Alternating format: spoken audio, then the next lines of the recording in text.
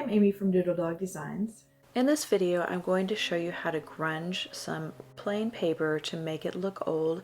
I even ended up with a happy accident of a water stain on the paper, and I show you how to make the paper look like it has been folded for years in an envelope. You might want old looking paper to make a pantry label or to use in your scrapbooking or journaling, or just to make a little tags for something.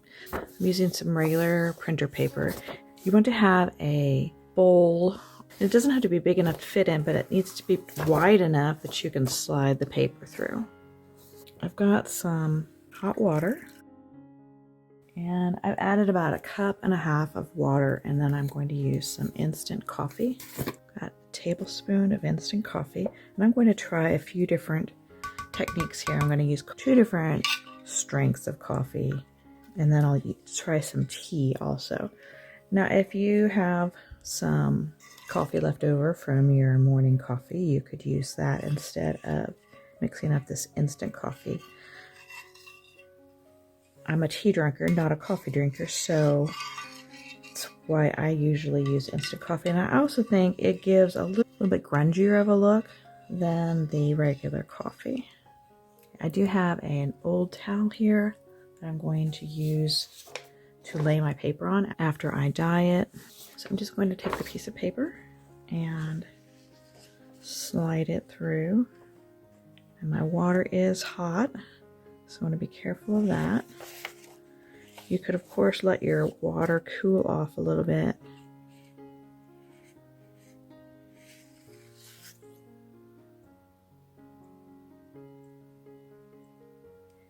I'm just going to then lay it over on my towel and let it dry.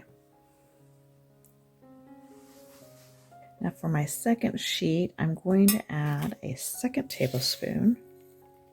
So there'll be 2 tablespoons of coffee, a little bit stronger.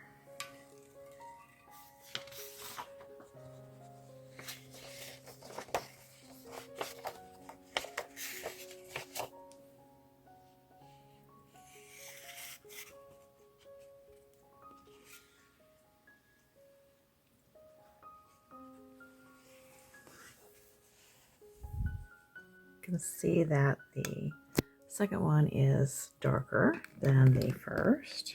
Before I work on this next one, I'm going to take a tea bag and steep it in a cup of water and let that steep while I work on my next piece of paper. Okay, this is still the instant coffee that I put 2 tablespoons of instant coffee into the 1.5 cups of water, and then I'm going to sprinkle some cinnamon.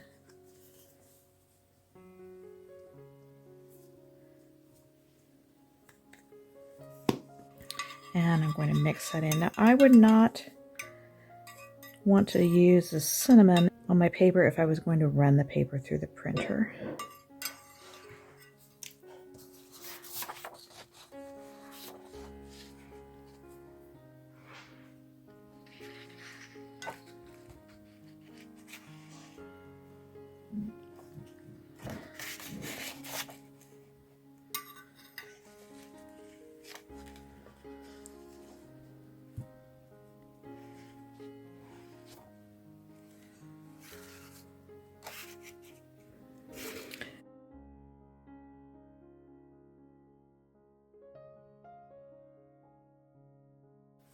This is the cinnamon one, and then the just coffee, and then the lighter coffee. You can see the cinnamon really gives it a grungier look. I have a piece of scrapbooking paper I'm going to try it with.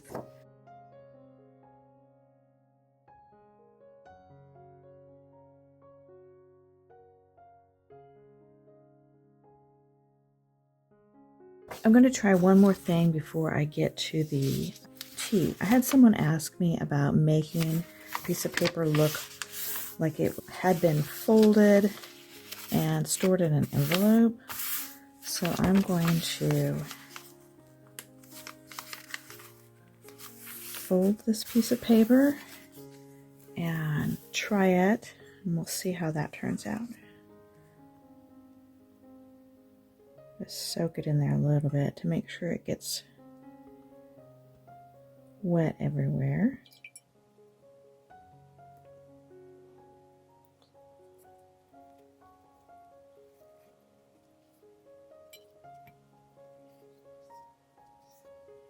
Then I'm going to leave it folded up and try to dry it that way. Then I'm going to try another one and I will get it wet everywhere. And then I'm going to crinkle it up a little bit and then let it dry, crinkled up in a ball like that. All right, I've rinsed out my pan here and I've got my tea. And I will try a piece of paper in the tea. Now you could, of course, make stronger tea.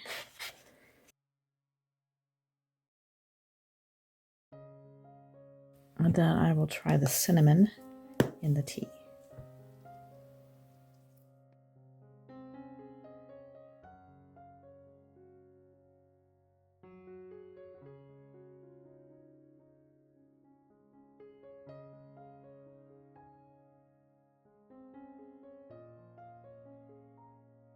Okay, so there's the plain tea, and this is the tea with cinnamon. Now I'm going to let these dry, and we will come back to them later, and we'll see how they all turned out. I've let these sit overnight, and they're all dry now. This crinkled up one here, I did have it laying on this.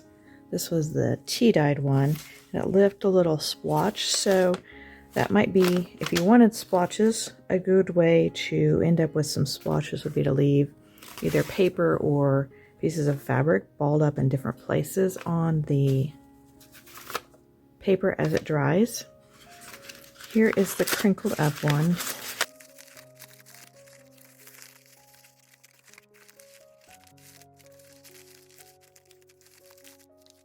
I'm going to take this one to the iron and press it. So this is the tea with the little splotch on the bottom. Here's my scrapbooking paper. And you can see that the cinnamon doesn't really soak in. Kind of leaves a residue on it. Just going to brush that off.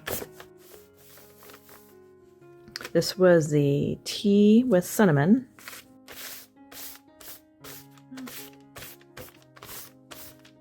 After I brush off all of the excess cinnamon, you can see that that made it a little bit different looking than the just plain tea. So here's the plain tea, and this one has the cinnamon. And it does have some difference in the look to it. Here's my folded up piece. Looks like I didn't quite get coffee or the liquid everywhere on the paper.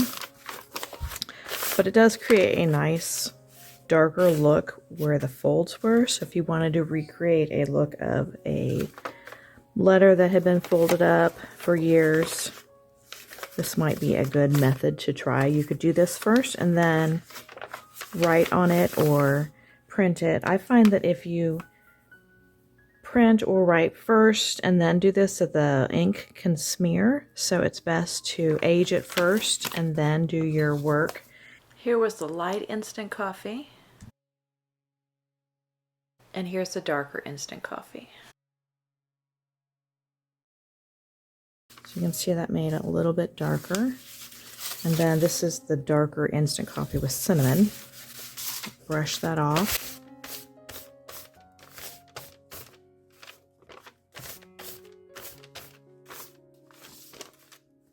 So there's the three coffees, the light coffee, dark, and the one with cinnamon. I think some coffee granules that didn't get just completely dissolved got stuck on there. So when I press these, I'm going to use a pressing cloth. I don't want to get any of the residue on my iron, and I don't want to accidentally scorch the papers either with my iron. These that just ran through the water don't need a lot of pressing. You probably skip this step. Just helps flatten them out a little bit if you plan on writing on them or running them through the printer. But this one that I folded, it's going to be easier to use and write on it if I press it first.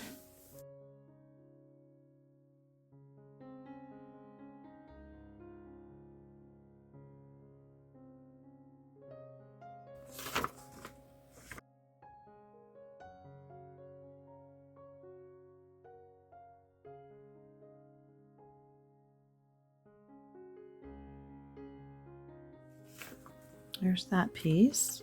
On the left is a plain piece of paper undyed. In the middle is the tea dyed with the water stain, and on the right is the tea with cinnamon. Again, on the left is the undyed paper. Then we have the weaker coffee dye, and then the darker coffee dye, and then the coffee dye with cinnamon. And here we have the crinkled and the folded papers, both dyed in the stronger coffee mixture with cinnamon. Thanks for watching. I'll see you next time. Bye.